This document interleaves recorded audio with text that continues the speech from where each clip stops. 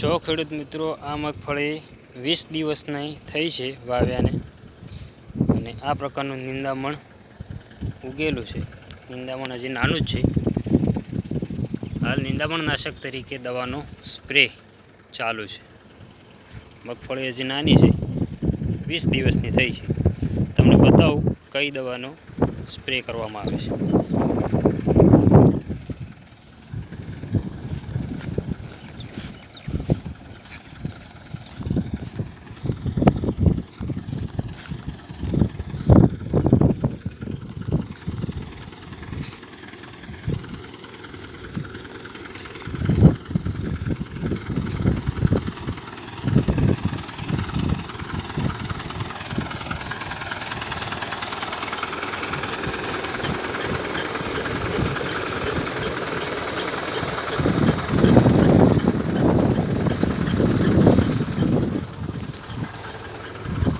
જો મિત્રો, પહેલી દવા લીધેલી છે ઇમિઝાથાઇપર 10% SL.